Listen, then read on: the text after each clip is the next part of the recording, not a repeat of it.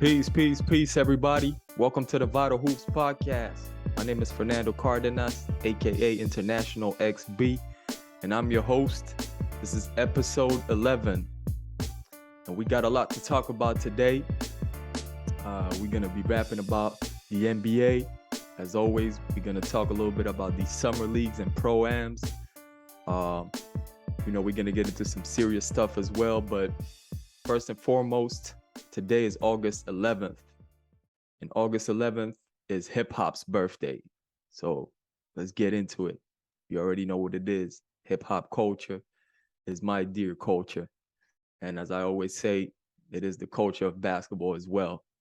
So August 11th, 1973, DJ Kool Herc's Back to School Jam in the Bronx, New York is known as the birth of hip-hop.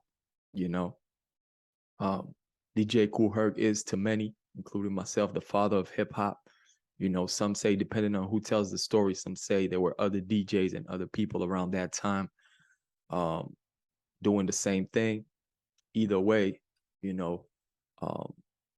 much respect to all of them, all of the fathers and mothers of our culture. And either way, early 70s, was the beginning of it all. It was not a culture yet at that time. It didn't even have its name yet. It wasn't even known as hip hop. But it's started around that time officially. Not too long thereafter came the Zulu Nation, the Stop the Violence movement, and these movements were really key, for really key to the culture because it was about organizing. These movements were really about organizing for liberation and for empowerment. And, that's what hip hop really is about. You know what I mean? It's not just about arts. It's about really liberation, the liberation of our people. And I believe still to this day, and it always will be, hip hop is a culture of resistance. So that's key. Peace, love, unity, and having fun. That's what hip hop is. And, it's important to understand and to understand that there's no peace without struggle. You know what I mean? There's no unity without consciousness. You feel me? And love is what it's all about. Love is the force that drives it all. You know what I mean? We do this because we love ourselves. We love our family. We love our people. We love our culture. So that's what it's about. And then having fun is key to us, us African people. It is within us. It is part of our nature, and it is key in order to, especially in these systems that we live in order to stay sane. It's important for us to, have our dose of fun as well, So let's talk about elements. Hip hop culture is about elements. Many people, when they hear hip hop, they think rap music automatically, because that is the element that became most famous. Rapping or MCing, as we say, is one of the elements of the culture. There's DJing, obviously, which is known as the first element. There's breakdancing. There's graffiti art. There's beatboxing. There's knowledge or knowledge of self, or street knowledge, which is key. It is the main element, in my opinion, because without the knowledge, we're not even a culture. So that's that. And there's street fashion, street language, street entrepreneurialism, and the latest element, which is the 10th element of hip hop, health and wellness, which was incorporated, I believe, in 2016. And I think it's really dope, you know what I mean, that health and wellness became officially an element of the culture, because I believe, in my opinion, it always has been part of the culture. But recently we have been losing lots of legends, and people from preventable diseases, you know what I mean? So health and wellness is key. Health and wellness, the element is based in mainly plant-based eating, fitness, food justice, animal rights, all of that. So like I said, it always has been part of the culture, but now it's like, it's like official. So much respect to Keith Tucker, of Hip Hop is Green for incorporating the 10th element of hip hop. Much respect to, like I said, Kool Herc, KRS-One, all the pioneers, you know what I mean? Like I said, hip hop is our culture. It is African culture. It is a culture of resistance. And like I said, it is the culture of basketball because since its beginning, brothers were in the park, playing ball, and it was all around it. You know what I mean? That's where the B-boys were at. You know what I mean? That's where everything, the culture all came together with the street ball. You know what I mean? So I believe it is part of, it is one and the same. It is the culture, you know what I'm saying? And street ball, the way it influenced the game of basketball today, is a huge part of what basketball is today. That's why I believe that basketball is, you know what I mean? The culture of basketball is hip hop, but you know what I mean? If you want to check out a little bit more about that, I get into that. Check out episode number 2 of the VITAL HOOPS Podcast with my sister, Tony Blackman. You know what I mean? Episode number 2, like I said, it's called We Are Hip Hop. Check it out. And speaking of previous episodes, you may also want to check out The Healing of a Nation, episode number 4 of the VITAL HOOPS Podcast, which is all about marijuana, right? And its use mainly for athletes. And, I speak on marijuana right now because, first of all, free all the prisoners, all the people that are in jail due to this plant. They're in jail because of marijuana possession or use or whatever. We need to free all these people. But I say that to say Brittney Griner, for those of you who don't know Brittney Griner, Brittney Griner, WNBA superstar. She was going into Russia to play ball for the team that she plays for in Russia. And she had apparently a vape pen with some cannabis oil. And that was enough for the authorities in Russia to detain her. And since February, she's been held back there. And she pled guilty. And she's now sentenced to 9 years in prison, right? So as we know, there's a lot going on with Russia right now and the United States. And, it's all politics. But Brittney Griner being held or being sentenced to 9 years in prison for, cannabis oil is just wild. It's crazy right now. It needs to stop. You know what I mean? Russia wanted a prisoner swap, I guess. They wanted to, exchange a political prisoner for Brittney Griner. I think the United States called it a bluff or whatever, but now they're, I guess they're talking about it. But either way, free Brittney Griner, free Brittney Griner and free all the people that are in jail for anything that has to do with cannabis. You know what I mean? It's about time. Let's talk about summer pro-ams. You know what I mean? These summer leagues, these pro-ams, which I love to follow, as a hooper, as a ball player. Summertime is the best time. You get to work on your game. You get to go to these tournaments, these pro-ams. You know what I'm saying? And I used to go to lots of tournaments with my guys, back in the day. Now I'm getting up there in age. I still did one tournament with some of my teammates at the beginning of the summer. It was dope. We did a 3-on-3 tournament. Fortunately, we lost, but we had fun. It was good to see the 3-on-3, how the 3-on-3 is growing, how it's being played. You know what I'm saying? But it was fun. But anyway, let's talk pro-ams, big-time pro-ams, Drew League. This year, we had the opportunity to see LeBron James come out, you know what I mean, and score 42 points at the Drew League. He was with DeMar DeRozan, I believe. Yeah, he was with DeMar DeRozan, and they got that W out there. But more importantly, they came out, man, and played ball for the love of it, man, out there, and lots of kids got a chance to see LeBron that might never have that chance again. They got to see him play up close, and it was dope. LeBron was killing, you know what I'm saying? Much respect to LeBron. I believe that more NBA players should be doing that. Like DeJounte Murray spoke on that. Matter of fact, he spoke on that. He said, NBA players, if you're healthy, come out to the pro-ams. You know what I'm saying? He said what he said. He said, we're not too big for that. And he's right. You know what I'm saying? Remember why you started hooping in the first place. And, get out there, man. I believe that's dope when when NBA ballers come out to the pro-ams and even to the parks if they can and if they're healthy. You know what I'm saying? But let's talk about DeJounte Murray and Trae Young and John Collins. They went out to the crossover, which is Jamal Crawford's pro-am. And they did their thing. You know what I mean? The new Atlanta Hawks big three. They came out, they have fun. Once again, much respect to all of them. You know what I'm saying? To LeBron as well, to DeMar DeRozan.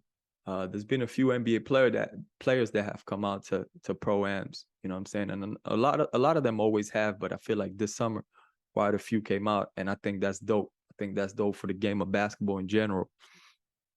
So much respect to all the NBA players that, you know what I'm saying, that came out to the summer pro-ams. Now I do want to touch on one thing. I hear a lot of talk, you know what I'm saying, of people saying like, these guys don't go hard. The NBA players, they don't go hard in the summer leagues. That's understandable. They don't go hard.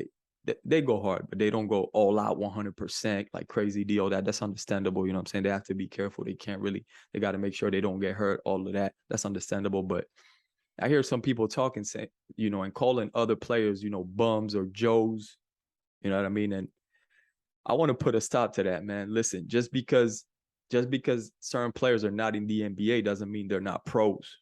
You understand what I'm saying? And I think that's very important. A lot of people only call the pros the NBA guys. Nah, man. You know what I'm saying? Nah, that's not how it is. And a lot of these guys have proved that, they can hang with a lot of these cats. They are pros. Just because they're not playing in the NBA doesn't mean they're not pros. And I speak from personal experience. You know what I'm saying? I never got even close to the NBA. You know what I'm saying? But I played pro ball, you know what I'm saying? And I wasn't even in first division here, but guess what? The work ethic is like a pro.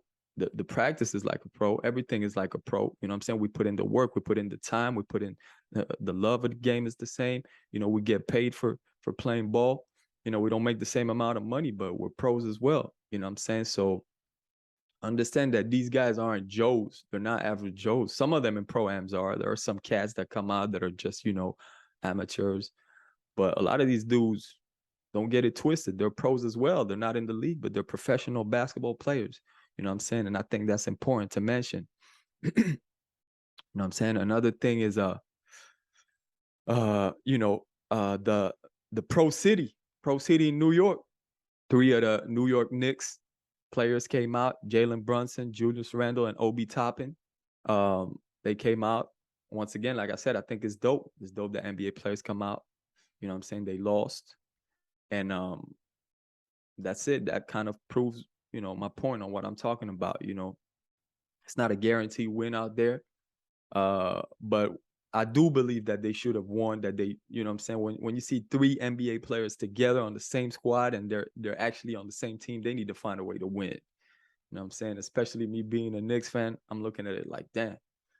You know what I'm saying? But it is what it is. There are great ballers. There were great ball players in front of them. You know what I'm saying? Dudes that play overseas, dudes that, you know what I'm saying, that know the game of basketball.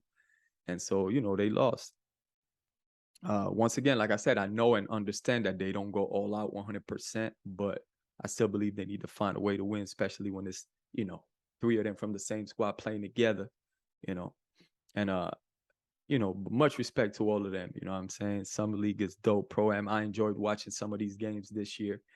And, I want to put on the map real quick, the Dakar Summer League, you know what I'm saying? Much respect to my sister, Sira Sila, aka the Lady Hoop, you know what I'm saying? She was on the podcast as well. Make sure you check out her episode. It's called Inspire and Empower. So shout out to her. She's working on the Dakar Summer League right now, which is it's gonna be dope. You know what I'm saying? Out in Dakar, Senegal. You know what I'm saying? I think it's much needed. Basketball is growing in the motherland, and we love it. So shout out to everybody involved in these summer leagues as well, in these pro-ams and these tournaments. You know what I'm saying? Okay, so let's talk a little bit about the Brooklyn Nets, or more specifically KD, Kevin Durant. It's crazy right now. It's crazy right now. It's crazy right now in general in the league. There's a lot going on, but I want to focus a little bit on KD. You know what I'm saying? Since he's one of the greatest players, of all time, but definitely in the league right now. So Kevin Durant asked for a trade. You know what I'm saying? He asked for a trade. He hasn't been traded because it is very difficult to trade him because most teams have to lose, damn near their entire roster in order to acquire Kevin Durant because he's that caliber of a player. And then once he's by himself on the team, then he won't be able to win. So it's not worth it. You know what I'm saying? So, it hasn't been done yet. He hasn't been able to be traded. But most recently, apparently, they said that recently he had a meeting with the Nets, with the Brooklyn Nets, and he said that he would stay in Brooklyn, but only if they fired the GM and the head coach, Steve Nash. Now, this came to many people's surprise because he did say not too long ago, I believe on his podcast, that he was fine with Steve Nash, that Steve Nash needed another chance, that a lot of people were hurt throughout this past season, and that it was normal, and that, Steve Nash deserved another chance. And now he's saying that he wants him fired in order to stay. You know what I'm saying? Kyrie re-signed, but I believe he only has one more year as of now. And KD, I guess, feels like he can't win there right now, and he wants a trade. First thing I believe is that, everybody wants, oh yeah, KD, he's doing too much, he's asking for too much, you can't do that, you can't do this, you can't do that. First thing is, we haven't heard how or why KD is saying this, really. So we don't truly know how it came out, how he said it, what his reasons are. So we only, we're coming off of, the media like always. You know what I'm saying? So I wouldn't judge KD off of this. I'm not judging KD off of this. I won't. I do believe that he's going to be in a tough situation if they don't trade him now. You know what I'm saying? Because his teammates knowing that he doesn't want to be there, his coach knowing that, he doesn't even want him there, it's going to be tough to play with him. But, once again, KD is such a great ball player that, and he's Kyrie's homeboy. So if they're playing together, I guess, it's a possibility that they will at least begin the season together in Brooklyn, because I don't think the Nets are firing these guys that quick. You know what I mean? For KD that just asked for a trade. So we'll see. We'll see what happens. Hopefully it gets resolved and KD gets to a place where he wants to be or where he wants to hoop, and he can, give the best of himself and put himself in a position to win a championship. I want to talk a little bit about Draymond Green. First of all, like I've always had much respect to Draymond Green, and but I want to talk a little bit about what he said recently. Draymond Green said that, I love his podcast, by the way. Definitely big up to him, like I said. But he said on his podcast that the 2017 Warriors would beat the 1998 Chicago Bulls. Not only would they beat them, he said that they would beat them by 20 and they would beat the Jazz by 40. That's why he said it's stupid to compare eras. I somehow agree that it is stupid to compare eras, but I do not agree with his statement at all. The first thing is, I believe that it's about the style of play and the refereeing. You know what I'm saying? Like if you put both teams on their peak to play against each other, it'll depend on who's reffing them. Obviously, if the refs from 2017 are reffing that game, then the Warriors would win. If the refs from 2000, and I'm not even sure about that, but if the refs from 1998 are reffing that game, the Warriors are not winning that game, right? Now, I also believe it's about the ability to adapt, right? And I personally believe that the 1998 Bulls could have adapted to this style of play better than the 2017 Warriors would have adapted to 1998 as a team, right? As a team. Now, I looked them up a little bit, and obviously both teams are great. You know what I'm saying? Both teams are really great. The 2017 Warriors won the championship against the Cleveland Cavaliers. They had Kevin Durant win the MVP. They were 67 and 15 throughout the season. Amazing. The 1998 Chicago Bulls went 62-20. They won the championship as well against the Utah Jazz and had Michael Jordan as the MVP. Some of the main players on the roster, Ron Harper, 6'6" point guard. They had Mike, obviously. They had Steve Kerr. They had Tony Kukoc. They had Scottie Pippen. They had Dennis Rodman. These are some of the main key pieces. The Warriors had Steph Curry. They had Andre Iguodala. They had Sean Livingston, again, a 6'7" point guard. They had JaVale McGee. They had Klay Thompson, David West, obviously Draymond Green. So they were definitely a tag team and an amazing team. But I still believe, the 1998 Chicago Bulls, boy, I got to give it to them. But this is always fun, to argue on this. Please let me know what you all think, not just on this, also on what I spoke on KD and all of that. Let me know what y'all think, how y'all feel on the comments below. And, we could go back and forth a little bit, but people forget, this is all I'm going to say, man. People forget about Mike. People forget quick in general, but people forget about the greatness of Michael Jordan. A lot of people don't forget, they just weren't around to see it. But a lot of people just forget, man. You know what I'm saying? They forget. Those who have played against Mike, I hear him talk, man. It was something else. Word up. But anyway, I'm going with the 1998 Chicago Bulls. Now, I want to talk a little bit about Etan Thomas. Much respect to Etan Thomas and his show, his podcast, The Rematch. I love that. I check it out all the time. And recently, he was speaking about the media. And I truly agree with him on this. And I think what he does is very important, because not just as far as this talk, he does a lot. I respect him a lot. I've always respected him ever since he was a ball player. He's always spoken up. He's always been, a voice. But what he says is very important. He says that these false narratives that the media, how the media portray lots of players has a huge impact. Understand what I'm saying? It has a huge impact, and even an economic impact in certain cases. And he gave out an example of Kwame Brown, and the way Stephen A. Smith and certain, like how the media was treating him, it actually affected his career. And I believe he's 100% correct on this. The way the media portrays things, and it's not just with sports, but sports is a great example. You know what I mean? Our political education and the way we view things, we view other countries, the way we view conflict, right? All this affects us. So the media is key. And what he's talking about is very real. And I think it's important to analyze and to think about. We must always form our own opinion based on our knowledge and, our experience. But also we got to dig deeper than what somebody tells us on TV. The mainstream media is dangerous, but he argues that, it influences even the owners, not just the fans and all this, the owners and, the people in general. And I agree with him. He had another example.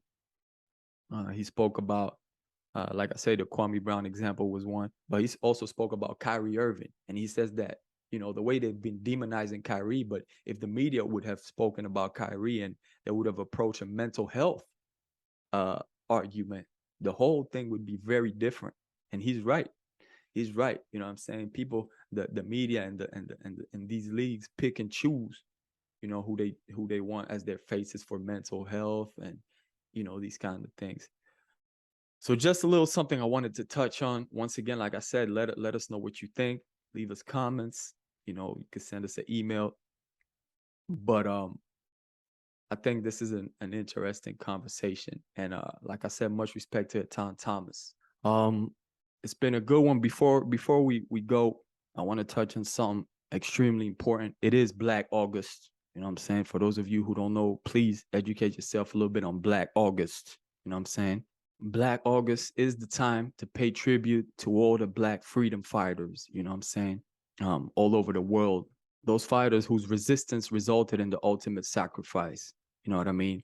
And it is also a time to commit to continuing to fight for justice and liberation until we win. So Black August, political prisoners, free all political prisoners. These people must be free. The people that have fought for us, for our liberation, for our people, for our ancestors, for our future, are these, political prisoners. And it's important to say, free them all. You know what I'm saying? Free Mutulu Shakur, free Mumia Abu-Jamal. I'm saying, and not just in the United States, there are many political prisoners all over the globe. You know what I'm saying?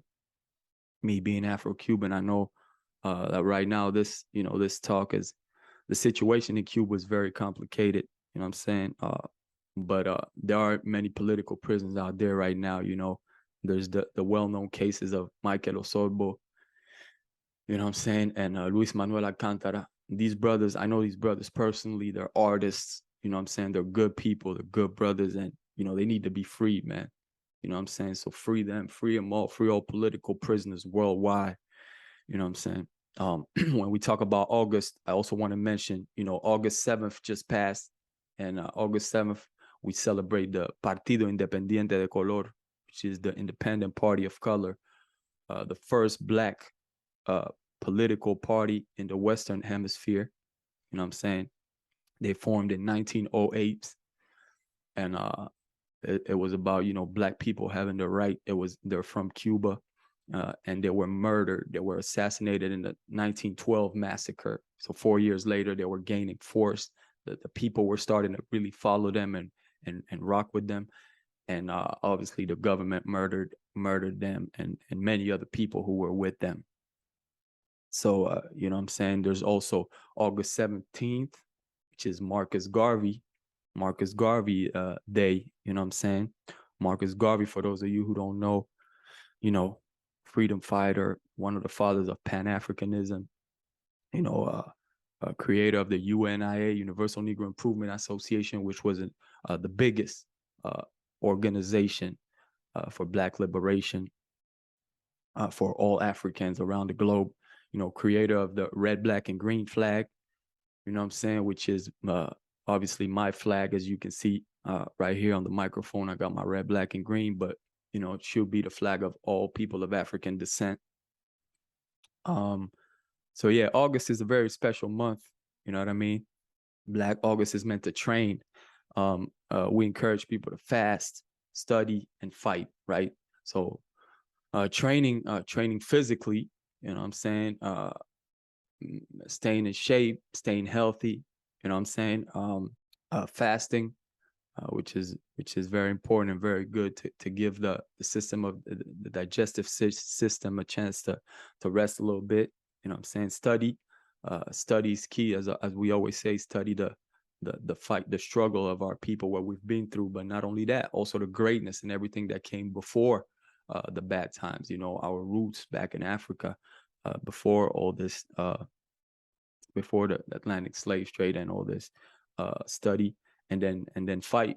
How do we fight? By joining organizations that fight for Black liberation.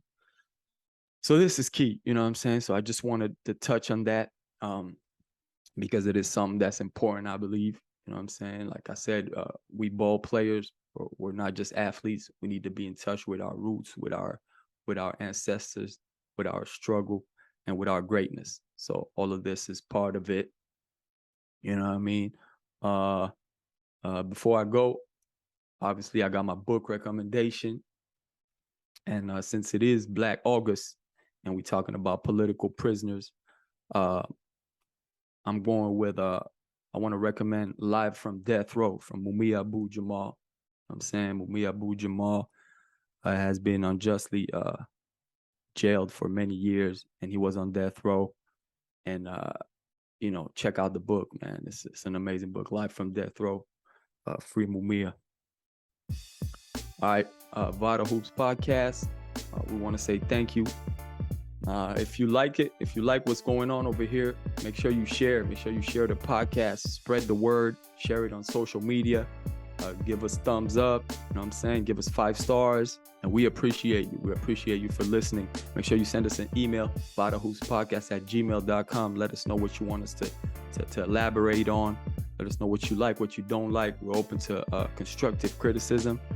And we'll be back. We'll be back in a couple weeks with an amazing guest, as always. And we're going to keep rocking Vital Hoops. We do it for the culture. We out. Peace.